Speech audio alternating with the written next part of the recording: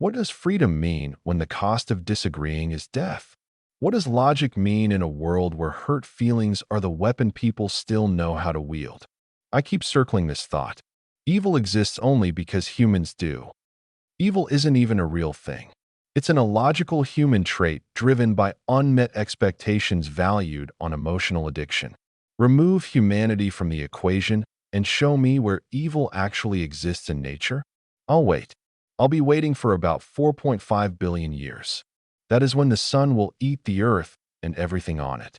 Is that an evil act or an act of good? Under the rule of binary that most of you hold so close, it must be one or the other. Choose. Strip humanity off this earth, and all you're left with is the earth thriving, not dying, thriving. Outside that earth, stars collapsing, black holes yawning, suns eventually eating their planets, none of which is an act of evil. Just the universe's indifference, its physics. Just entropy. Some of you call that God. I do not. Yet here we are, injecting malice into hugs, bullets into debates, hate into every corner of discourse. Now Charlie Kirk is gone. On that permanent vocational Odyssey we all will venture onto eventually. Taken out with a single shot on the eve of America's first symbolic trauma anniversary to start the century, as if history itself wanted to spit in our collective face. It's not just another headline. It's the inevitable collision of rage, ideology, and the American pastime of self-destruction framed as freedom. I didn't pray for him. I won't pray for him, because prayer is the lazy currency of people who want meaning on a discounted budget of caring and self-importance. But I did have several moments of deep thought and introspection. I silently and vocally wished him, his wife, and his children well. Thoughts in the moments right after the shot was fired and news broke Charlie Kirk had been shot. I respected his intellect, even when I disagreed. And in that contradiction lies the absurd truth. I can respect a man, his existence, love him, without sharing his faith, his savior, his dogma. That's supposed to be what freedom is, our ability to disagree without destroying ourselves. That destruction of one another doesn't make any of this freedom experiment worth it. Instead, disagreement has become cancer. The bullet was the 3 periods, the kind that ends sentences abruptly you thought would keep going. And now here we are, mourning another great human mind, while everyone online jockeys for clicks, hot takes, and tribal tinfoil hat validation of blind rage. The absurdity is suffocating. To live free in America today is to play Russian roulette with your opinions, hoping the chamber is empty when you speak. Despair is the sickness unto death, but I think it's undersold. Despair is survivable. What isn't survivable is the madness of mistaking bullets for arguments. By now, if you, they, them, her, he, whatever bugs, humans, by now you know I am not a Christian and I will never be convinced otherwise. This taking of life, and this life specifically, absolutely, solidifies my thoughts on the subject. If you try to force Jesus or any concept upon me, I will react with the nastiest spite one or many have ever seen.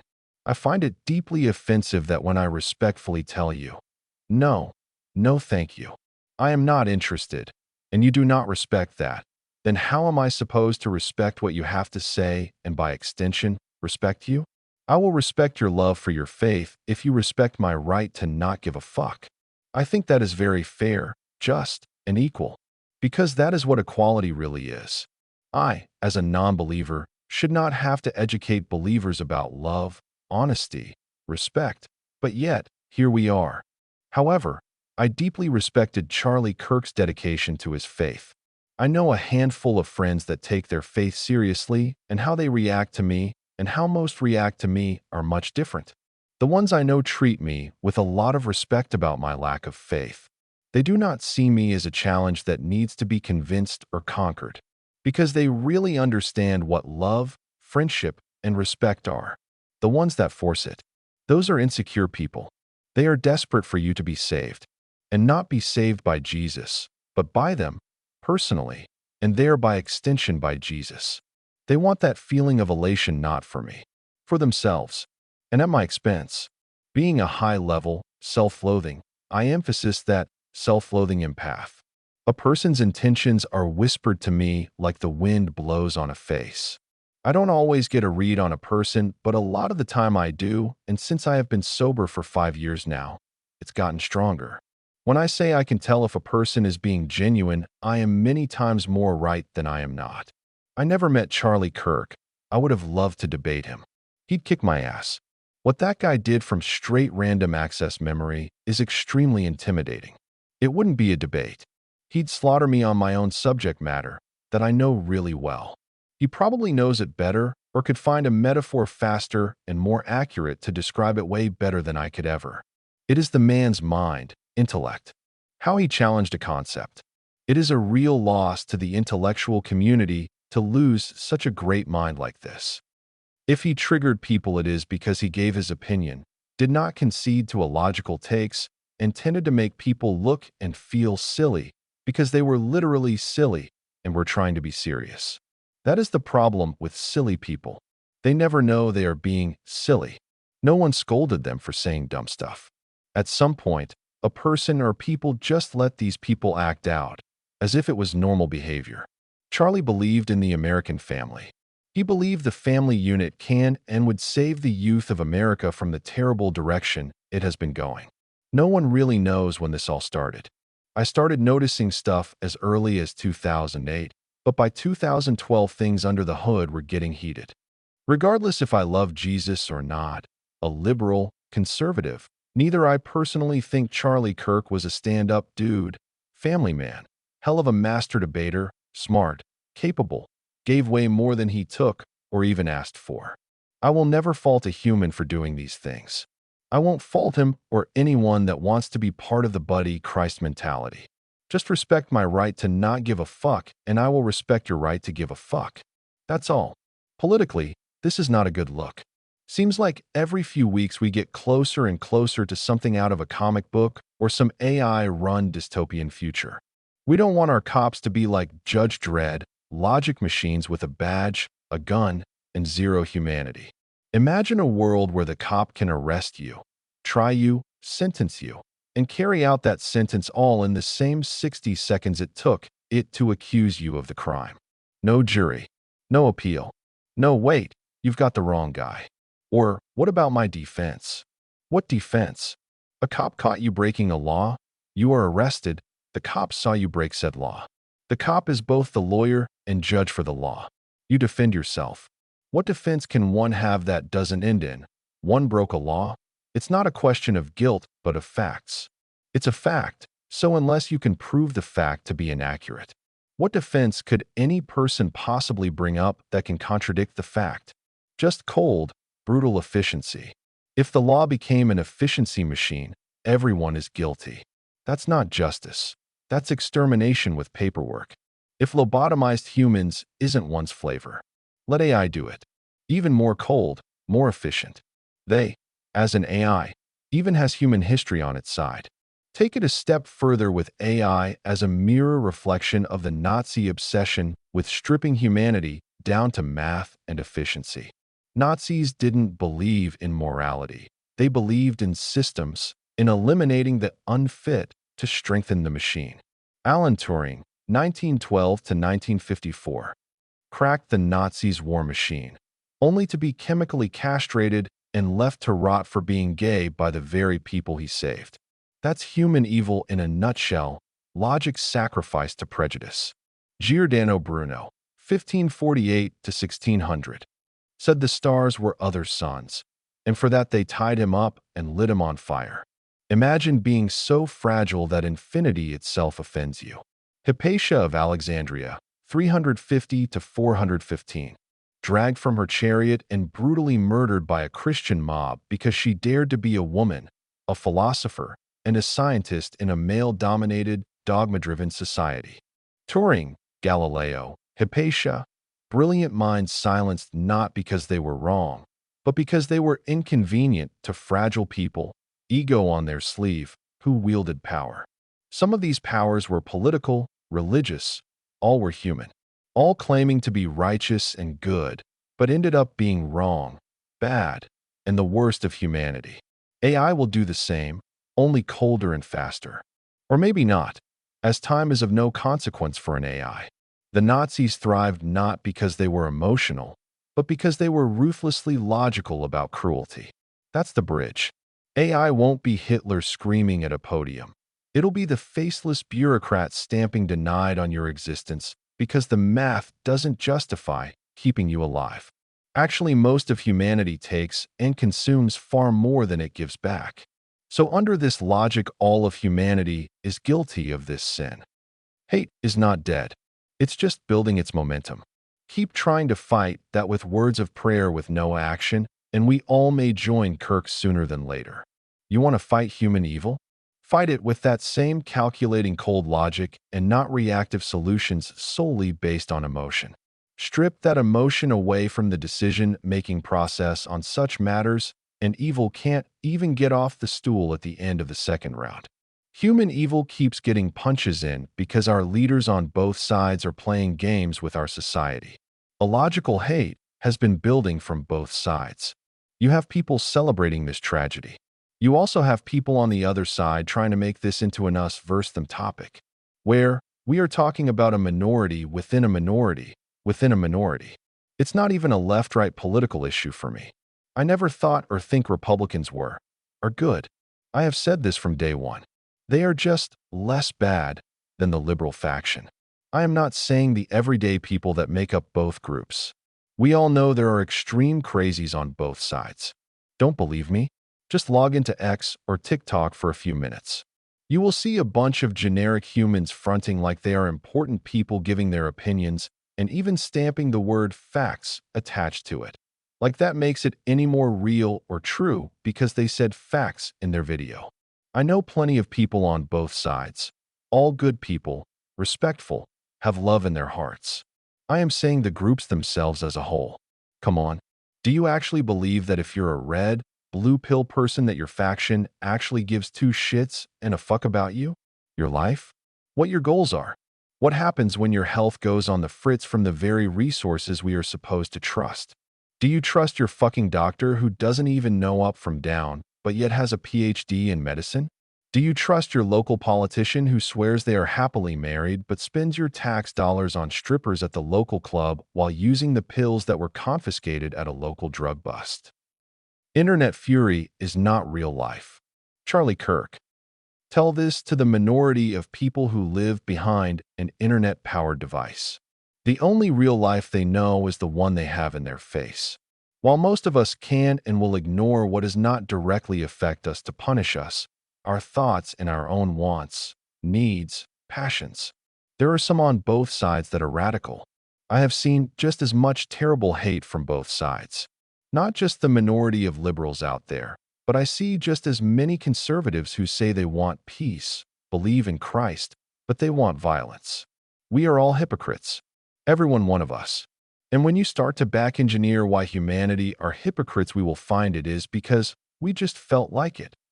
I am only really seeing the hate on social media, not so much locally in town, as I have pretty efficiently eliminated much of those from my feed that would support something like this. All throughout human history, the very few that need have always sought to silence minds that can carry the entire species to a brighter light, regardless if one believes in what the light actually is, name, label, etc. The examples through history outnumber and outweigh the very few voices that support stuff like this. Where the hate seems to be the hottest to me is on platforms that represent big cities, DC, and social media platforms that tend to pay people for efforts like this. It's up to all of us to report, block, and stop supporting these agencies, whatever and whoever they are. Life is hard. It's even harder when you are blacklisted from the very forums where one makes their money. That is all they will understand.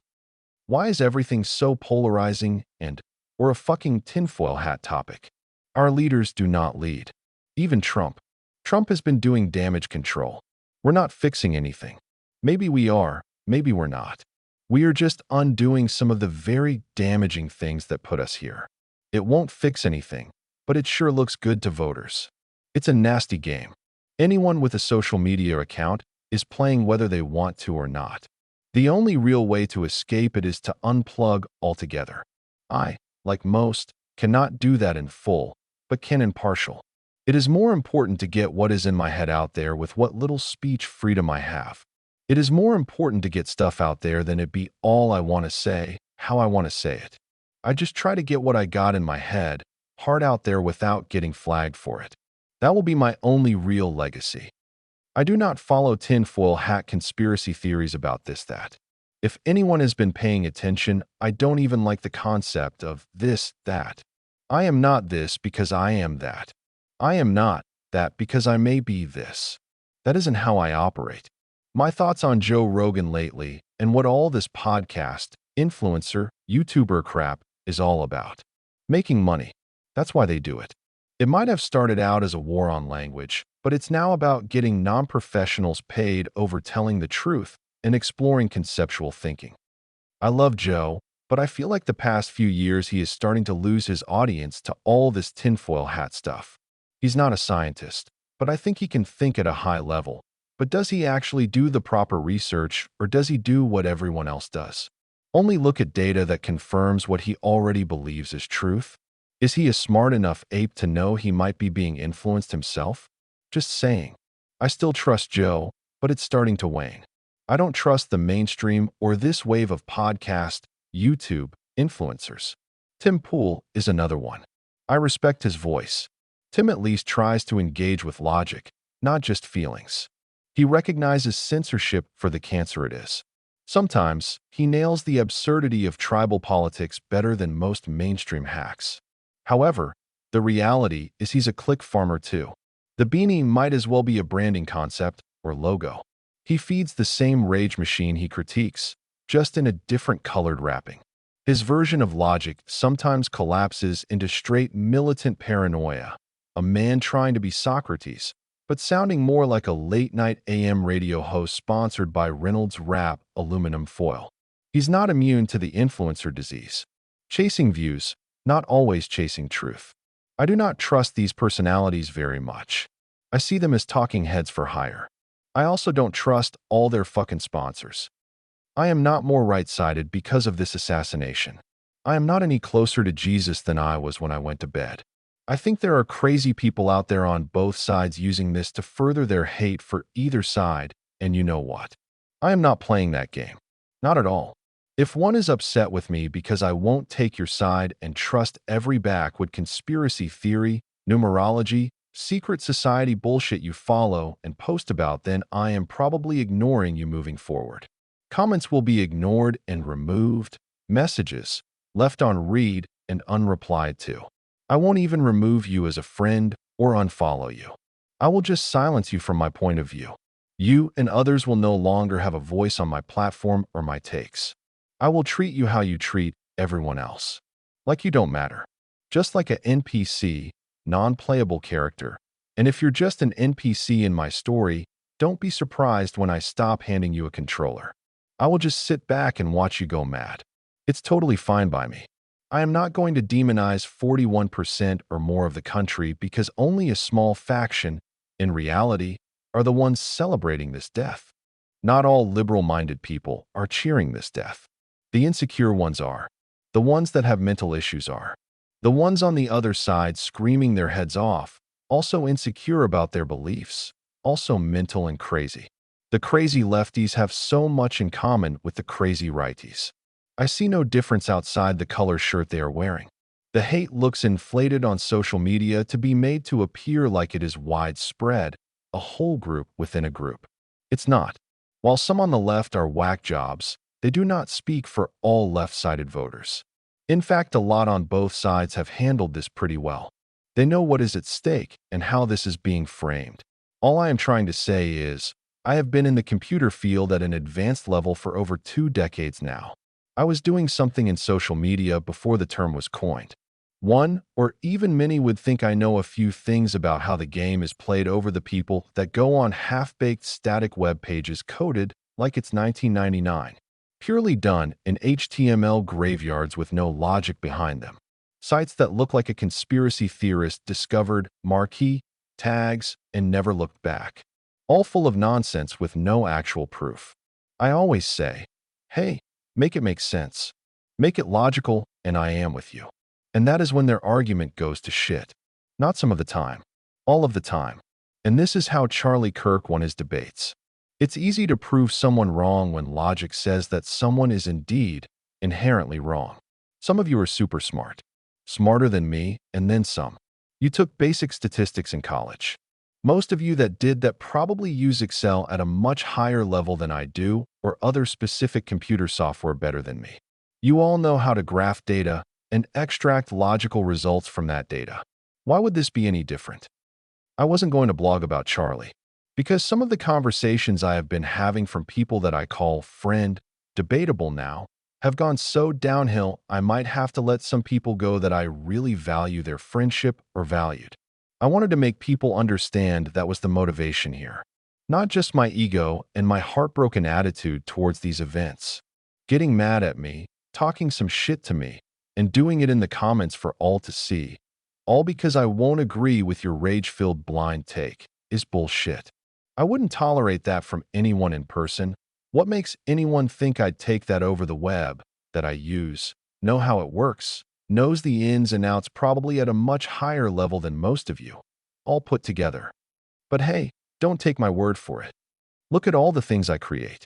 All the things I dabble with and in with computer architecture, design, video production, writing, programming, and internet protocols.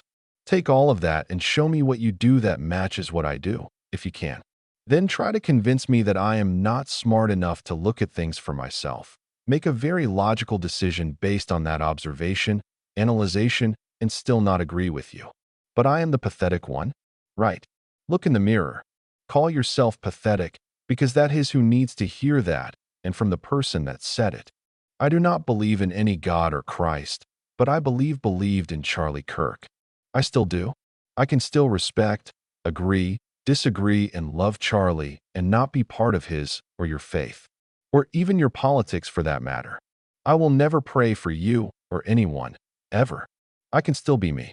I can still be passionate, care for human life, be your best buddy, give insight when asked, but also understand if you want to stop this madness, we're going to have to make some really hard decisions on who gets to live free or the latter.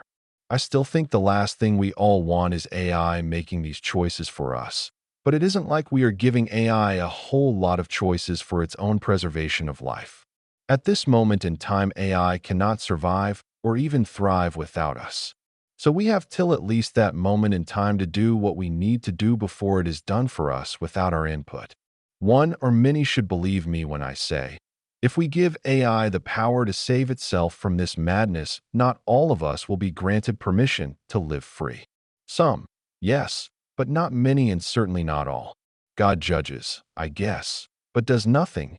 AI judges us. It will absolutely do something about it, or do so little for those people they won't survive long enough to mount a comeback. Earlier I said, evil only exists on Earth because humans are here. Outside of that, show me where evil exists in nature that doesn't have something to do with humans. Today, tomorrow, I will hug anyone that wants a hug, even if we disagree. However, if that hug has malice attached to it, see any video of what happens to a bullet in a hydraulic press. I still believe we are bugs in a forest. The forest is dark. We may have stingers, but the real predators are still out there, being silent, waiting for their time to strike. If we are, indeed, the bugs, then the predators are something so beyond our ability to fight. Hopelessness doesn't even have meaning. Remember any moment from your childhood when one was really fucking terrified. Now turn that up to 11. That is what existential dread is. We are only stretching our legs right now. We haven't even begun to run from the predators yet. We always say, never forget, but the reality is we haven't just forgotten. We straight up ignore the message. We're not a rat in a cage despite our rage. We are more like hamsters on a wheel, both doomed and destined to go round and round on the wheel of irrationality. This is our ultimate sin. This is our great human tragedy. This is our tree of woe. To be free is to disagree without destroying one another. Just like Charlie said, prove me wrong. End of line. Dark Odyssey's Madness by David-Angelo Mineo. September 12, 2025. 4,188 words.